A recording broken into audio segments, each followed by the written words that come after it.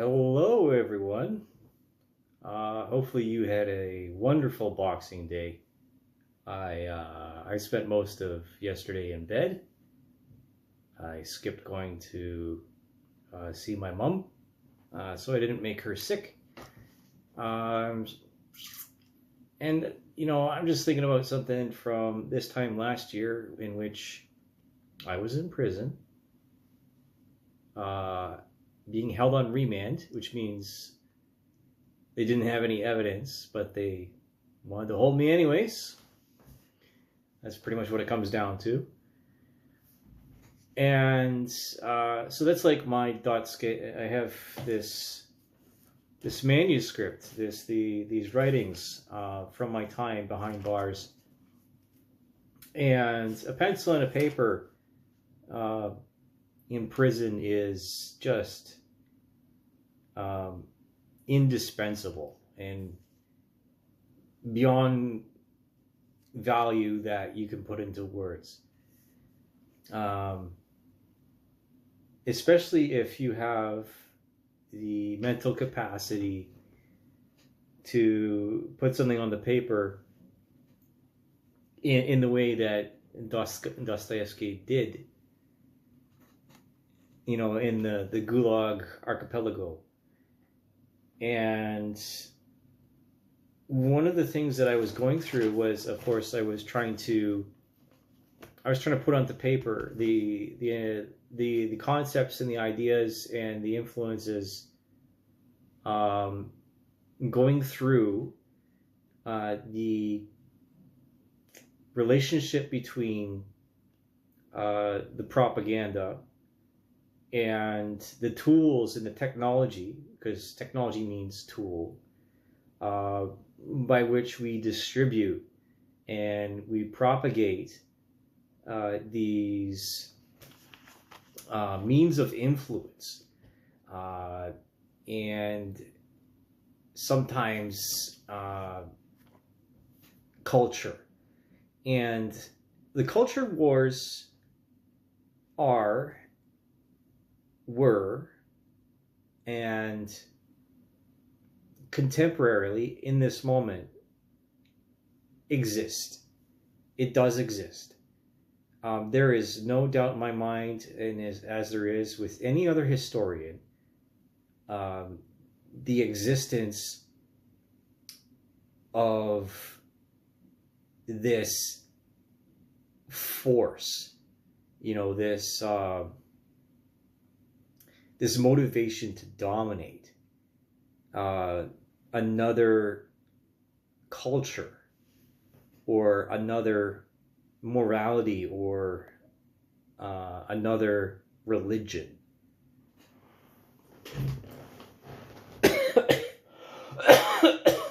Excuse me. So as I go through this, the most relatable era to me and to, I'd say, an entire generation or generations is the 21st century, and how much in the 21st century and the 20th century changed humanity in ways we're still trying to understand. And one of the things that I was coming to terms with, or at least I was putting on the paper, trying to put on the paper, was the cultural importance and then promotion, but also conversely, the censorship of pornography. And to say that I have not been affected by pornography in my own life would be a complete lie. It'd be a complete lie. That I say that in all honesty. I can't say if it's been a negative influence on my life or if it's been a positive influence on my life. But I will not lie and say that I have not chosen to digest it as a means of media. And I say this with a bit of, with some disconnect here, some objectivity. I'm trying to separate my feelings from the reality. And the reality is that we've come to a point in time within our culture, as it has in other wavelengths or different moments in time, this intersection, okay, of these wavelengths in which they become harmonic, but then dissident or dissonant. That's right, dissonant frequencies. And it has to be reeled in, right? It has to be bridled.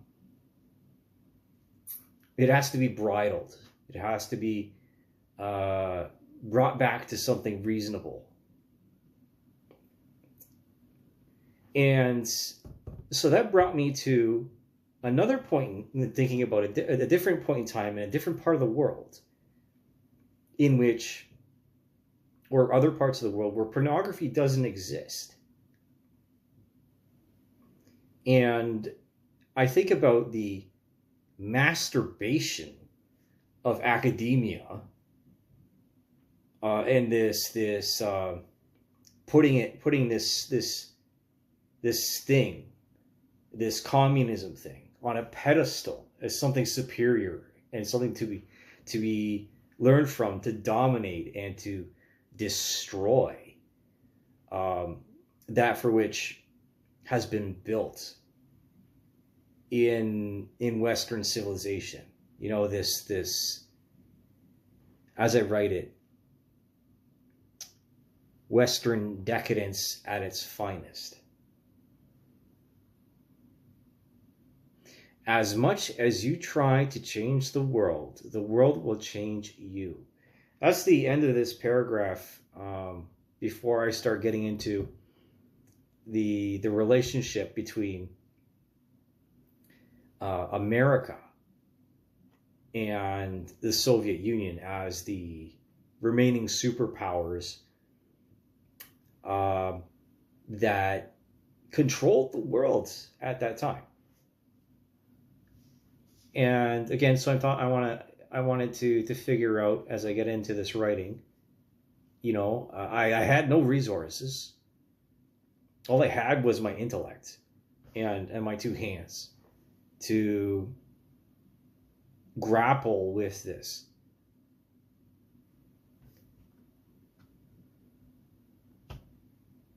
Like, where did the pornography come from? And now that Pandora's out of its box, how do you deal with that? It's like rule 42 of the internet. Nothing is sacred. Nothing. And then the other one of the rules of the internet is that if it exists, then there's pornography of it. Now, with a little bit of research, and I mean, like, I'm just scratching the surface here. I really am.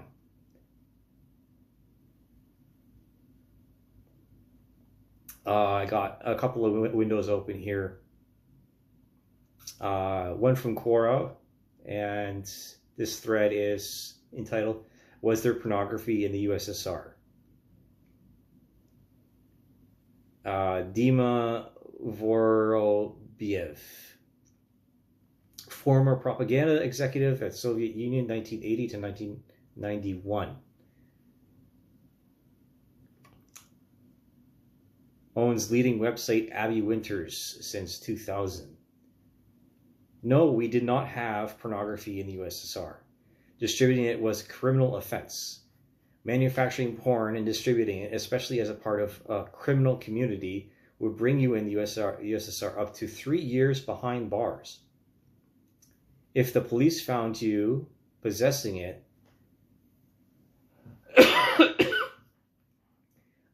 this would involve your comrades in the workplace being informed about your disgusting inclinations.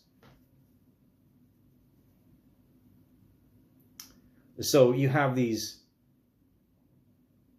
contrasting things about people who fetishize and they have this flawless idealism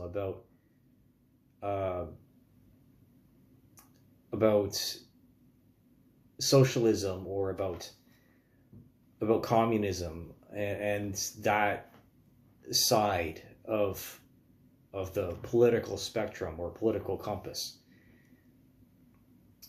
And then you dig a little deeper and you find out that they were really strict. They had a lot of censorship.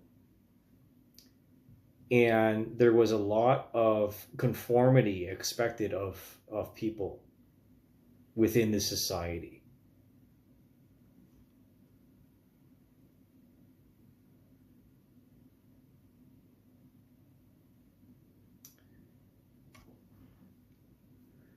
This is one of his other paragraphs. I'll put this paragraph. I'll put this link in my references for this video.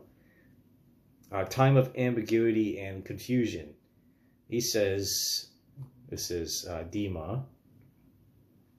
We had a short spell of sexual liberation in the 1920s. Many tried to profess the views about the naturalness of nakedness and sexuality. Some even said that having sexual intercourse should be as easy as drinking a glass of water. Hey, I don't disagree. Why put a price on something that should be given freely? The insanity ended when Stalin decided that the new world had no use for people wasting their energies in the hollow pursuit of carnal gratification. Everyone was expected to dedicate all they had to the building of a new, better society.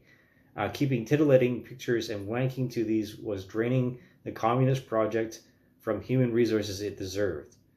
This bordered on an act of sabotage. Is a mistranslation. Anyone who has such pictures did themselves a favor in getting rid of them. There is no place for exploration. Soviet rule minimized the private space for almost everyone. What did you need privacy for anyways? If not asocial activities that didn't tolerate daylight.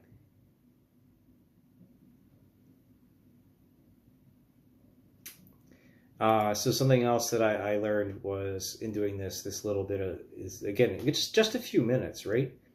Just a few minutes. Samizdat, self-publishing. So these were the zines of the Soviet era.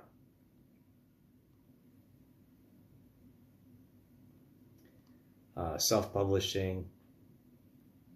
Yeah. Next one I have. Again, apologies, I'm still sick here. Central Executive Committee and the Soviet People's Commissars, the distribution of pornographic works, October 17th, 1935.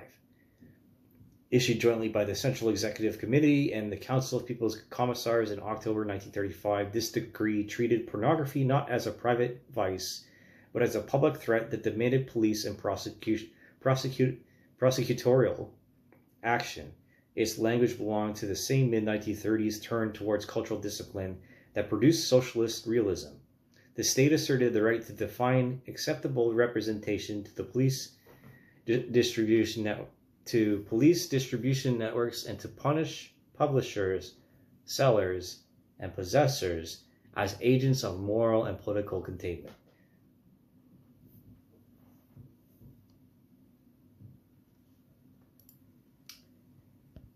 So I put this, this pornography in the Soviet era, and I have two results here.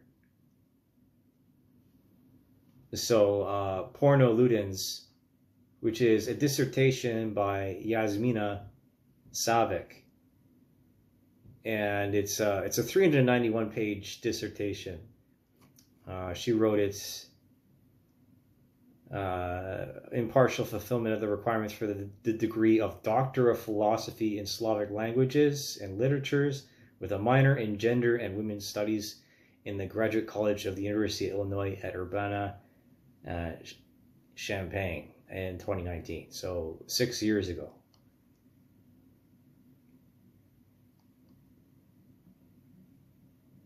I'll post this as well. I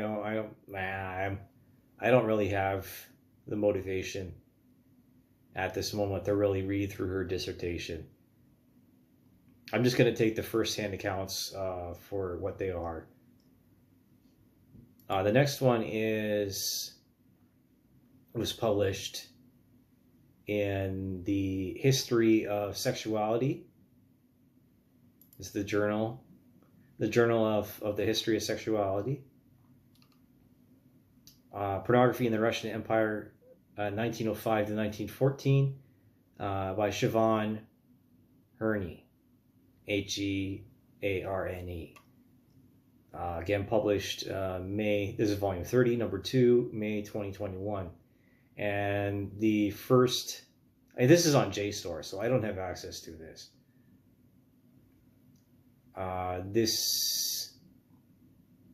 This shows on the very first page is talking about a 51-year-old bookshop owner living in Iriv, now Tartu, Estonia, stood trial for selling pornographic postcards. 2 students alleged that Liblek kept postcards with seductive images in a special box in his bookshop. One on the basis of their testimony and a discovery of 11 of the offending postcards, Liblek was fined 15 rubles and required to serve a week's prison sentence. The production of the obscene, literary, or artistic works with the goal of corrupting morals or which are obviously opposed to morality and decency have been an offense under the Russian Empire's criminal code since 1845. Under Article 1001, individuals who produced and disseminated material with potential to corrupt morals faced a maximum fine of 500 rubles and up to 3 months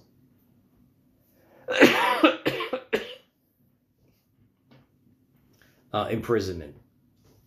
Censorship committees were responsible for deciding what exactly constituted an illegal image, guided by this vague definition of obscenity as material intent on bringing about moral decline. Overburdened officials working within the Tsarist bureaucracy were tasked with the confiscating illegal images and bringing the producers and distributors to justice. So really what this says to me is that pornography has been used as a weapon against religious morals or conservatism. And that's exactly how propaganda is used. You know, again, propaganda is weaponized artwork. And so then there's this debate as to what's explicit and what is acceptable. You know, what is socially acceptable versus what is a crime, or what is criminal, or what is not socially acceptable. And there are, to me, some absolutes in which, you know, it's like you don't cross that line. And I think you know what I'm talking about here. I think that pornography that has violence in it, or that has women or young men of questionable age, I think that crosses the line.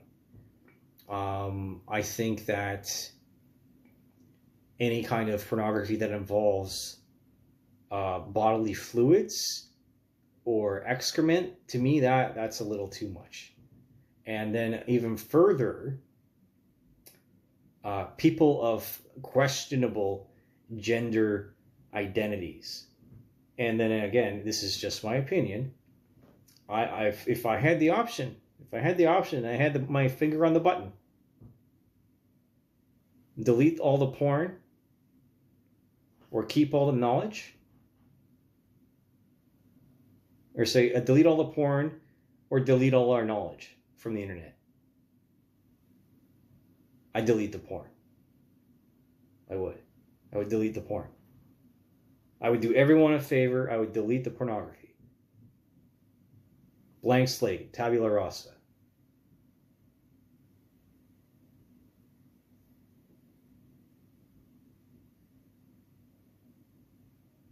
I think that would save a lot of people a lot of headaches and heartaches. And I think it would make me a lot of enemies. Because the issue is that the ethical issue is that it's exploitive, and it sells this, and it's this readily available. It's so readily available that it does corrupt people. It does stop individuals from leading productive lives. And when the argument is what is productive and what isn't, or what is a contribution, or who is a contributing member of society.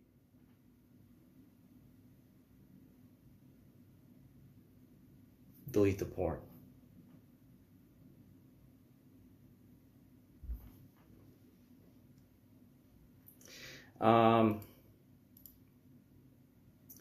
This video, let's see.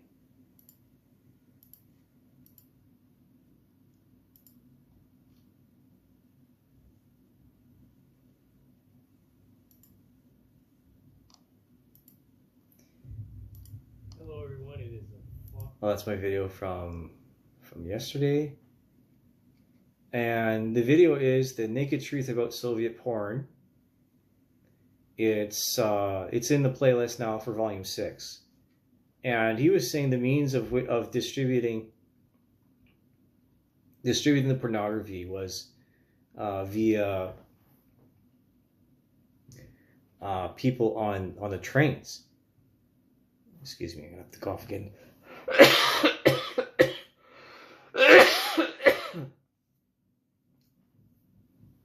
Excuse me.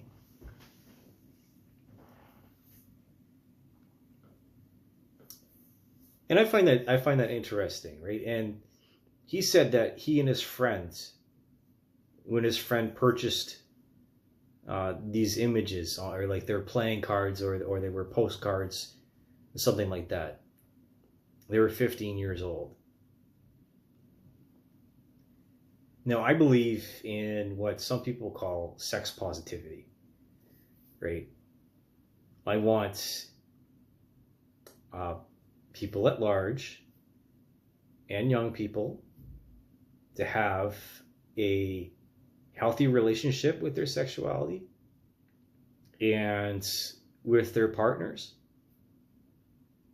I don't want there to be any kind of, well, yes, I don't want there to be shame involved in what would be considered normative, or these connotations of being anti something just because of holding that view. Something contrarian, something stupid, something that supports an argument that only exists in a vacuum.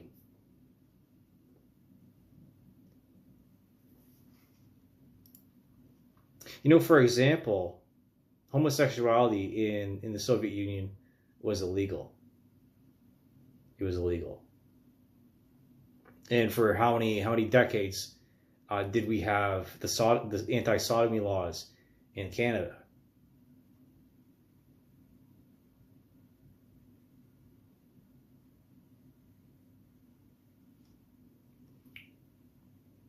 So what I have here is an article from The Guardian inside the Soviet Union's secret pornography collection.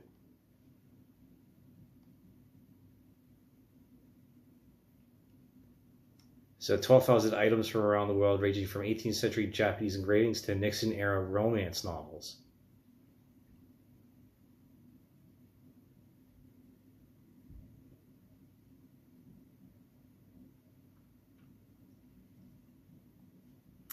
Now, what I'm going to do is I'm going to read from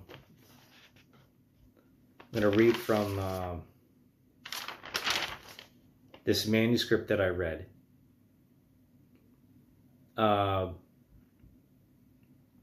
So again, just be a fair warning. Again, this is just influenced by my time behind bars. So not all of it has been fact-checked. I was just trying to remember and to cope, basically, with being held accountable for something that I didn't do. Because I didn't. And I hope you believe me when I say that.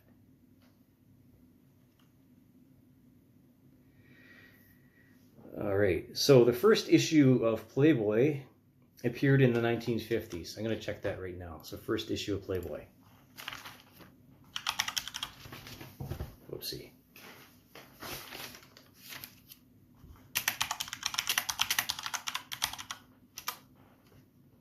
(1953). And you can actually download the very first issue.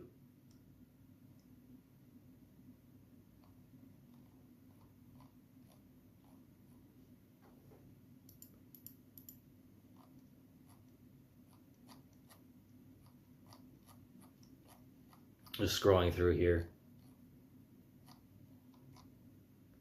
Yes, and there is a woman with barren breasts on page 11. She looks very happy.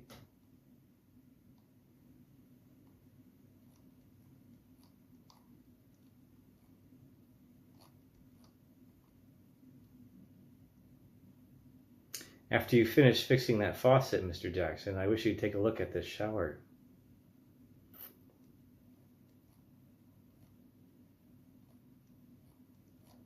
And then Marilyn Monroe's in it, naked. Oh, she really was a gorgeous woman.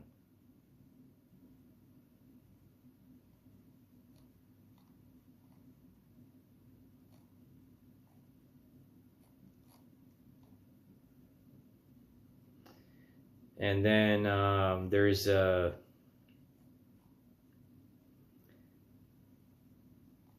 Sherlock Holmes. An illustration of a man injecting what looks like heroin into his arm.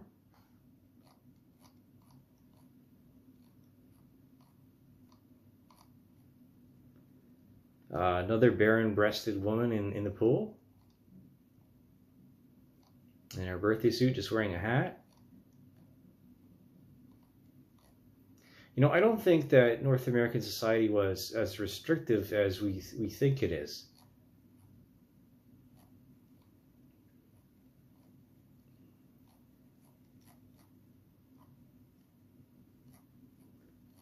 Like there was these rigid gender roles and social expectations and so on and so forth that are so adamantly critiqued and demonized.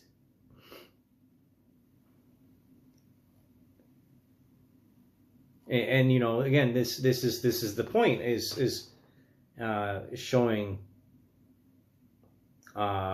when something is innocent and shared between intimate partners versus something that is aggressively published as a weapon, you know, to spread an idealism or an interpretation of twisted interpretation of sexuality.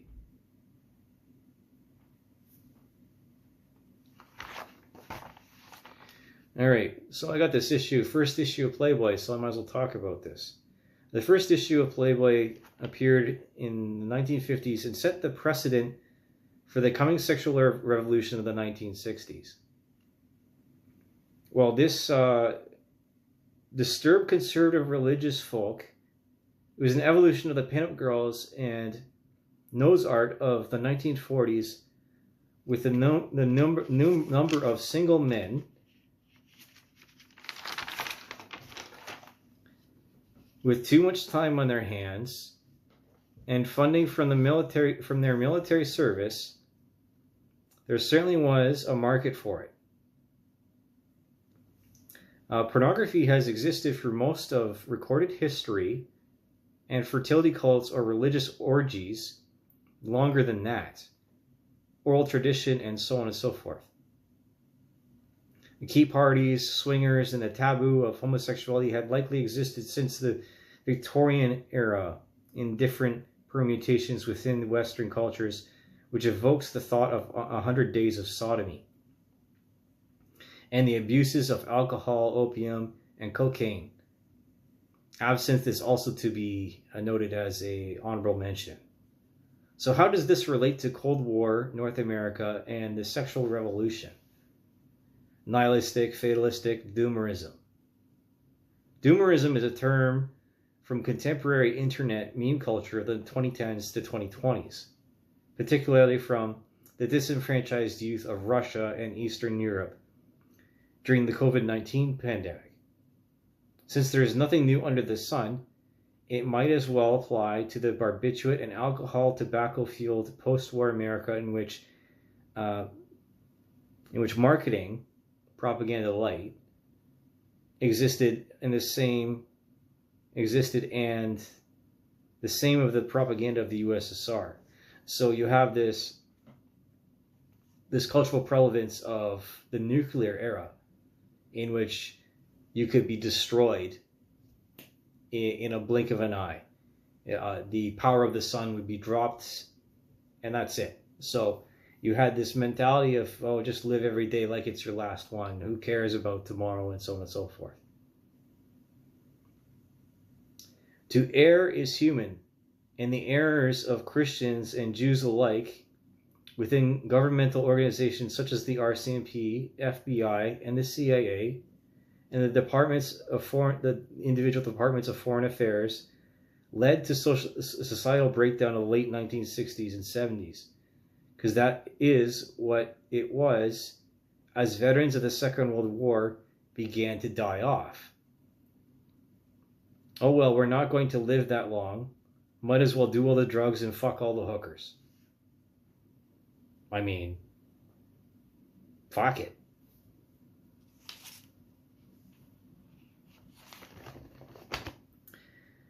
This doomerist mentality also led to a hidden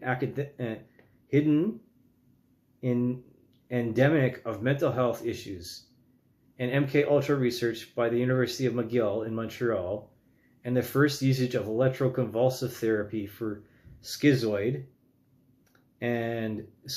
personality disorders such as dissociative disorders, multiple personalities, manic depression, and psychosis, obsessive compulsive disorders, and clinical depression. Pretty much everything. Plastics were the darling of post-war America, and many pharmaceuticals are derived from the same petroleum byproducts. Not much study was performed on the lasting effects of each of these plastics into the food, or the oxidization of epoxies or lacquers used in these institutions, but not neglecting to mention their lead content. This idealistic fantasy world is the wingadinga that the boomers were raised in. So by the time that they started having children in the 70s, they were already foobarred. Excuse me. And depended on multiple treatments for what ailed them because of drug abuse and ignorance about authority with nearly blind obedience and trust with any academic or doctor. Doctors used to prescribe cigarettes for anxiety, for example.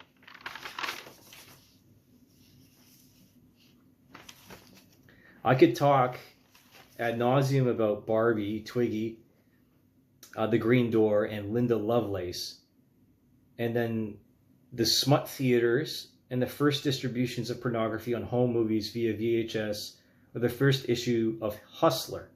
And again, that was a whole thing within popular culture at that time.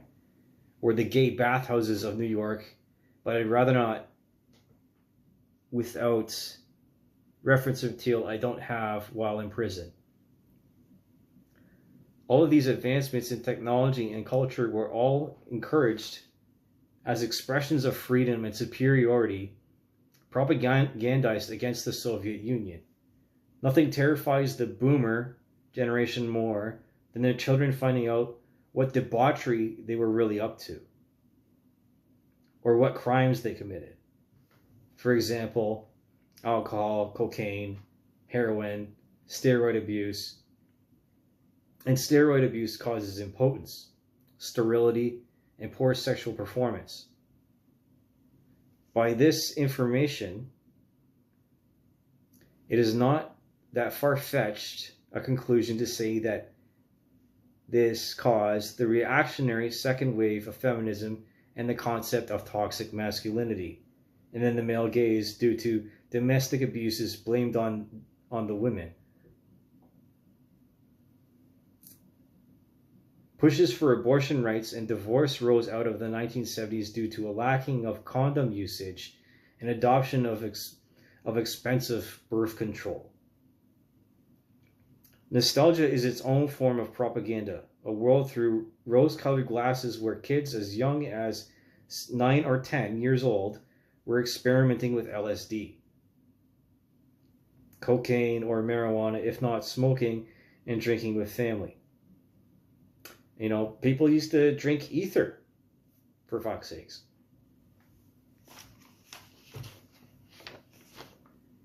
We got 2 more pages of this. Since North America is an intoxicated society and pornography is one of those intoxicants, the natural reaction is censorship and and decency laws. If you ask me, no generation is or was as conflicted as the boomers, as they paved the way for their children in the intoxicated clusterfuck of the computerized era. One could argue that the reason for the invention of Polaroids, portable video cameras, and rewritable VHS tapes, fax machines, photocopiers, digital cameras, and others was to manufacture and distribute pornography. Color me surprised, but I'm not. You know, if humanity wasn't horny, neither you, or you as the reader, or me as the author, would exist in the first place. There's always been an argument as to whether or not pornography is art. Andy Warhol's masturbation video comes to mind. Propaganda is weaponized artwork.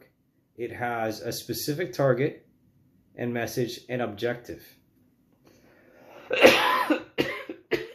Excuse me. There is both positive and negative pornography, but propaganda within the scope of psychological warfare.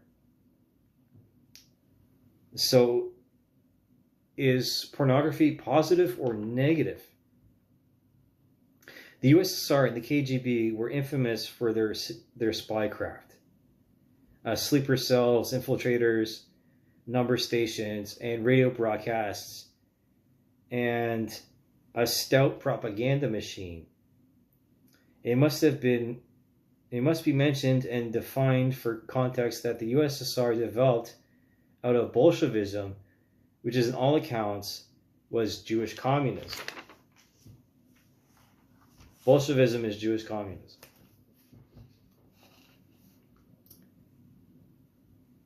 Even from the early days, Stalin despised religion, which likely led to frictions with Lenin and Trotsky, and was, before their assassination, the Prussian royal family was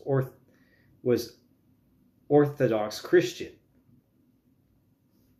And then I reference E. Michael Jones here.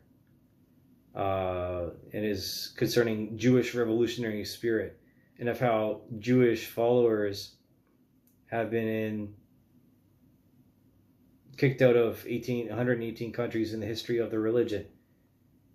There is so much misinformation spread to reinforce manipulative anti-Semitism propaganda, as the different ethnic groups that believe in Judaism continuously fight for each other and murder Christians or Muslims for dominance of the Holy Land.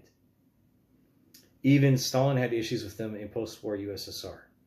So how does this correlate to pornography as propaganda? Well, all religions promote and worship fertility in one way or another, but none are more obsessed with bloodlines than the Jews and the purity of God's chosen people. And tracing their way back to Moses, as the ethnicities continuously attempt to prove that they were the first tribe to arrive in Canaan, cross the Dead Sea, and settle the Golan Heights and become the Israelites. So the tribe of Jacob. Again, Jacob became Israel. Israel is not a place. It's a man. Israel is a man. It's all about dem titties and the idolization of Sarah, the wife of Abraham. Religious attitudes towards goyim or non-believers were highly influential during the October Revolution as reaction to previous abuses by the Tsar before 1900. A world where the only time you'd see a naked woman outside of marriage was in an oil painting or on a nudist beach. Wait a second, there's a couple of more.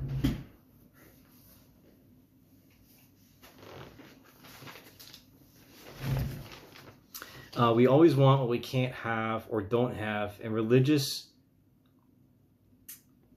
garb promotes modesty to make celibacy easier and sex without marriage more desirable, or an attempt to encourage a voracious appetite in the woman. And if I remember correctly, Sarah was past childbearing years, and Abraham desired another son. Abraham asked God for a Jezebel, a mistress. With this being said, it is logical to conclude that Judaism actively promotes prostitution and a matriarchal hierarchy. Christianity does not accept the symbol of the Virgin Mary. Christianity is patriarchal and primarily monogamous. Monogamy is one of the building blocks of Western civilization, Christian ethics and morals, and they are some of the primary reasons why we've prospered over other civilizations. We don't or didn't fight as violently over that ass and preoccupy ourselves with frivolous pornography or masturbation. This conservative attitude is offensive to the followers of Judaism. Okay.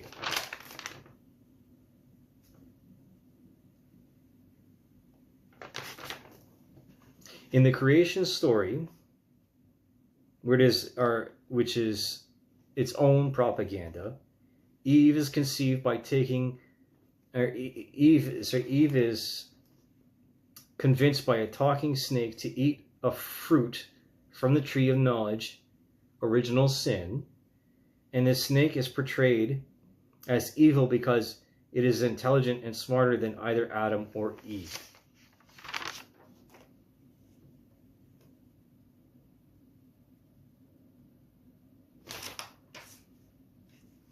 There is a debate whether or not the apple is poisonous, or in my opinion, it is psilocybin. Original sin is the knowledge of morality and that a woman will always betray you. Thus, you leave the Garden of Eden and cannot enjoy life abundantly without killing other people. Why? Because women become pregnant and are vulnerable. They are like children. Women are not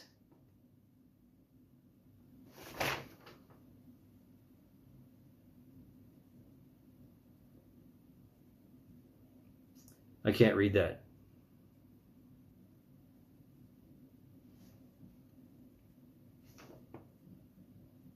Oh, women are not literate, and neither were most men. When the books of the Old Testament were written, unless they were royalty or religious leaders. So to learn that sex leads to pregnancy and responsibility is also another exit from the Garden of Eden. So you lose your innocence and you have responsibility. Hedonism with Judaism, Christianity, and Islam, and in my opinion, originates from the creation story where the euphoria of utopia never ends. There's no hangovers. Everyone loves each other, and all this sex is the best you've ever had. In reality, hedonistic utopia requires slavery, and that is what Bolshevism became. In Stalin's last days in the 1950s, different factions were jockeying for control of the USSR. So much attention is given to the men in question, as is not complete history. Now, what is it? Now, is it? It's not a complete history. And then I put further research required. So what I'm really trying to say there is that there's a relationship between Jewish people and pornography, and relationship between Jewish people and slavery.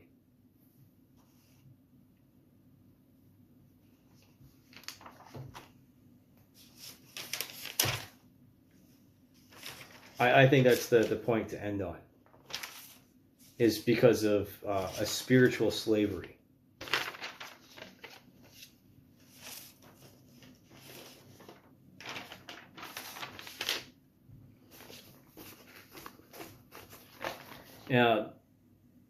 Again,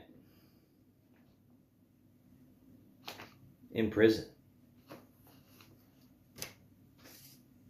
In prison, there's a lot of talk about religion. And there's a lot of misunderstandings and a lot of ignorance, too.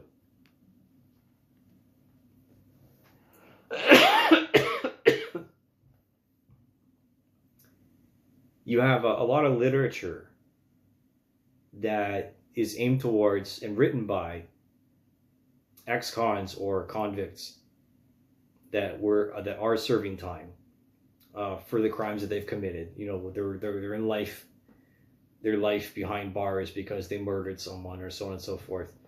And religion is used as a means of coping and then coming to terms with what you've done, so that you could set yourself free from the burden of guilt and set your eyes on your release or your eventual passing and release from this physical form.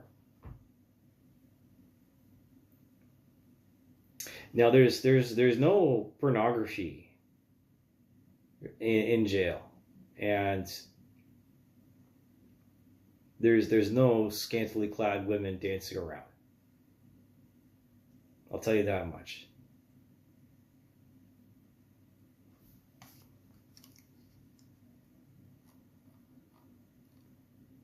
You know, I was no more excited till when I left, when I got out, than to find myself a woman and have a new relationship.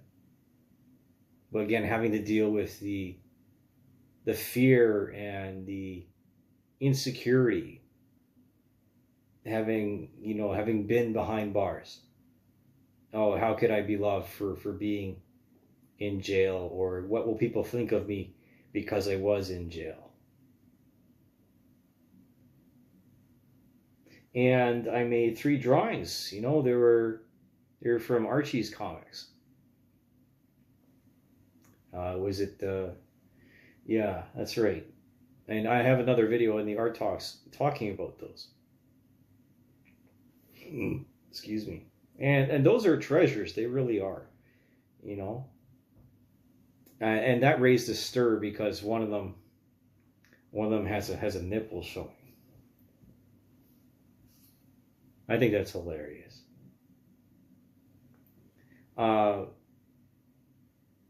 As an artist, yes, I want to, and I have draw people naked. I've sketched ex-girlfriends in intimate moments, quiet moments, and I treasure those drawings. Like, I don't go around publishing them on the internet.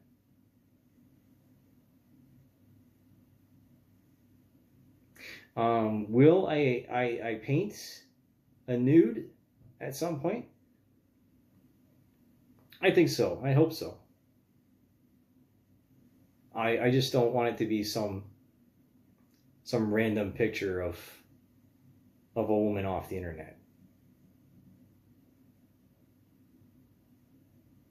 I think that's the key difference between what is pornography and what is sexual intimacy. I think there's a clear difference between those two things. And that's what I want to get at. Again, so there was a little bit of a tangent because of my prison writings, but I think it becomes full circle in that, the Soviet era of Russia was a prison. It was a prison.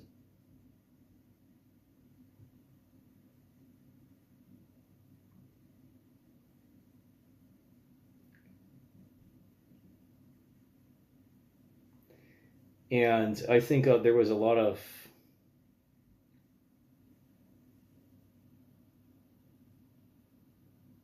ignorance that came out of it.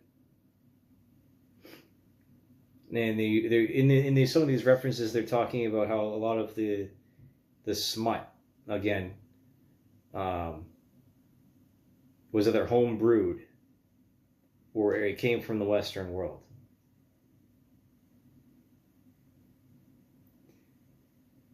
And there wasn't really communication as to how you go about having a sexual relationship. I think it was just, we'll just figure it out.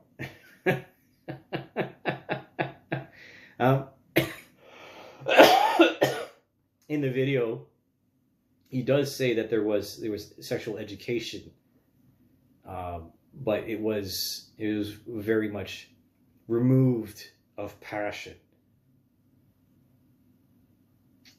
And again, I think that's a clear distinction between what is pornography and what is something beautiful. I don't think, and I don't see a lot of pornography as beautiful. I think that it's highly transactional. I think it's a trick. I think it's also a trap. It's a trap. Like, not just for the people digesting it, but for the people producing it. And that in itself is a prison. Not just morally, not just ethically, but culturally as well. Anyways, this is the longest video I've done in a very long time. And hopefully you didn't get sick of my face or of my paintings or of me coughing or whatever else. And I hope you enjoy this journey I'm having, this rabbit hole that I want to go down, and researching. Again, this will probably have to do with a lot of me reading this journal, the history of sexuality and of SMUT.